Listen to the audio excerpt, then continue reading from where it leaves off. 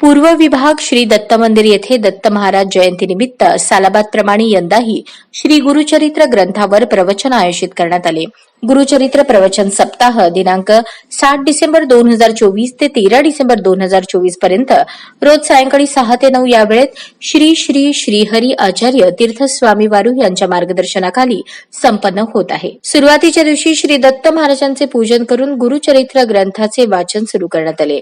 उपस्थित असलेल्या मान्यवरांना श्री श्री हरी आचार्य तीर्थस्वामी यांनी स्वागत आणि सत्कार करून दत्त महाराज गुरुचरित्राचे प्रवचन करण्यात आले. पूर्व विभाग दत्तनगरमध्ये असलेले श्री दत्त मंदिर येथे गुरुचरित्र पारायण सप्ताहाचे आयोजन करण्यात आले असून प्रवचनाला सर्व भक्तांना सायंकाळी 6 वाजता सुरू होणार आहे. तरी वेळेवर उपस्थित राहण्याचे आवाहन मंदिराच्या वतीने मंदिराच्या सर्व अध्यक्षांनी पदाधिकाऱ्यांनी केले आहे. यावेळी संस्थापक दत्तात्रय सिंगम, महेश देवसानी, किशोर देवसानी, गणेश सिंगम, दामोदर माचटला आदी पदाधिकारी उपस्थित होते.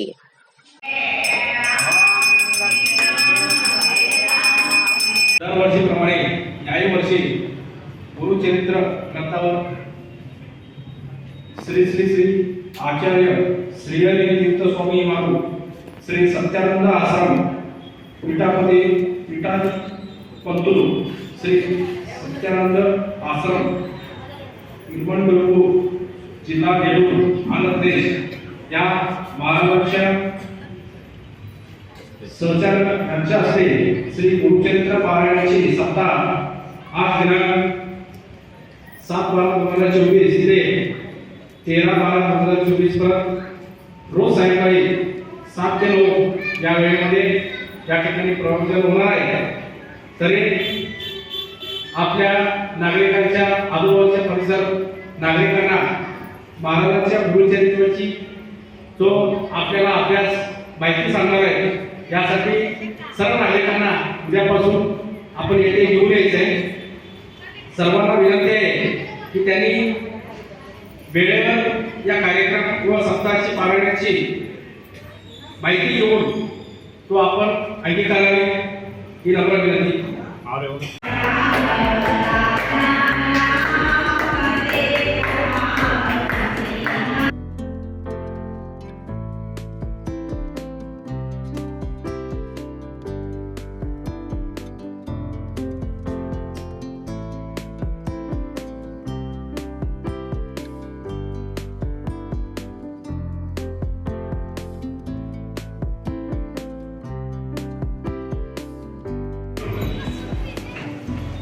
దీన్ని వైకుంఠనగరంలోకి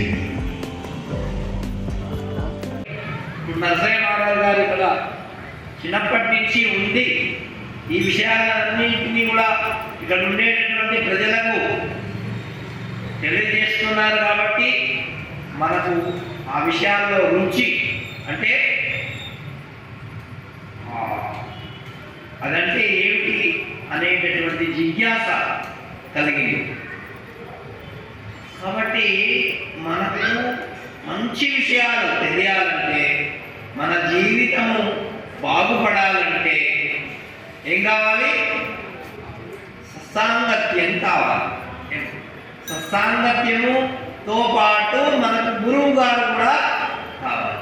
అది అందుకే దత్తాత్రేయ భగవానుడు జగద్గురు ఆయన, ప్రపంచానికే గురువు.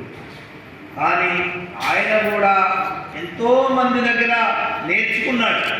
అవన్నీ విషయాలన్నీ మనం వరుసగా చెప్పుకుందాం. బట్టి గురువు అనేటటువంటిది శబ్దము నేర్పడం కాదు, తాను ఆచరించి చెప్పడం అనేటటువంటిది ప్రధానమైనటువంటి విషయం. గురువు ఎట్లుండాలి? తాను ఆచరించాలి. తస్మై దేవాయ అవిషా వినేమః ఓం యః